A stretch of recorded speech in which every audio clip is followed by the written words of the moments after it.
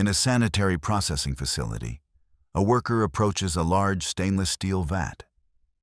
He opens a valve at its base, but is instantly blasted by a jet of scalding hot liquid, causing him to collapse. This demonstrates a critical failure of lockout-tagout procedures. The line should have been depressurized and its temperature verified before any valves were operated. A female operator is working at a vertical industrial press. For a split second, her hand follows the material into the point of operation, and the press descends, trapping her arm. This machine is missing essential safety features. A light curtain or a two-hand control system is required to ensure hands are clear before the machine can cycle. At a steel rolling mill, a worker stands dangerously close to powerful, unguarded rotating shafts, processing a metal sheet. Suddenly, his clothing is snagged by a roller, and he is violently pulled into the machinery. This is a catastrophic failure of machine guarding. All rotating shafts and in-running nip points must be completely enclosed to prevent any possibility of contact. A worker in a green shirt reaches deep inside a machine to clear a jam. Without warning, the machine cycles, trapping him. A quick-thinking colleague sees the emergency and hits the stop button just in time. This is a classic lockout-tagout failure. Before any maintenance, a machine must be completely de-energized and locked to prevent unexpected startup. His colleague's awareness prevented a tragedy. Two workers slide a large sheet of metal into a massive hydraulic press. One worker walks away to the controls while the second remains inside, adjusting the material. The operator, failing to check the danger zone, activates the press, crushing his co-worker. This fatal incident was caused by a complete lack of communication and visual verification before machine operation. Two sanitation workers are loading trash into the back of a garbage truck, stopped on the side of a road. Suddenly, a car traveling at high speed fails to move over and slams directly into the back of the truck, striking both men. This highlights the extreme danger of roadside work. Proper signage and buffer vehicles are essential to create a safe work zone. Inside a workshop, two men are feeding a large piece of fabric into a rolling machine. One of the workers gets his hand caught, and the machine begins to pull him in. His partner reacts instantly, pulling him back with all his strength. This near miss shows the danger of in-running nip points.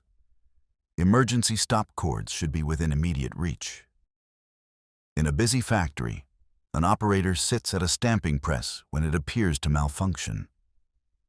He reaches in to adjust something, and the press cycles unexpectedly, crushing his hand. His colleagues rush to help. This is a grave reminder to never place any body part into a machine's point of operation unless it is properly locked out and de-energized. Bypassing safety guards or reaching into a running machine can lead to devastating injuries. In a small workshop, one man rests on the floor near a machine, winding a large coil of metal foil. As he stirs, he is immediately caught by the rotating material and violently pulled into the machine. This horrific incident demonstrates multiple severe safety violations. Resting in an active industrial area is incredibly dangerous, and the machinery itself lacks any form of guarding around its rotating parts. A clear workspace and properly guarded equipment are fundamental to preventing such tragedies. Inside a mattress factory, a worker positions foam on a compression machine. Without warning, the massive upper press assembly detaches and crashes down, striking the worker.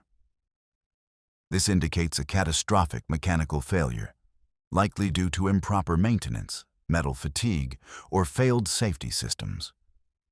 Critical equipment like presses requires rigorous, scheduled inspections and preventive maintenance to identify and repair worn components before they can fail. Looking down into a large industrial shaft, several workers stand on a makeshift wooden platform. Suddenly, the planks give way, and the entire platform disintegrates, causing the workers to plummet into the darkness below. This tragedy was caused by improperly constructed scaffolding.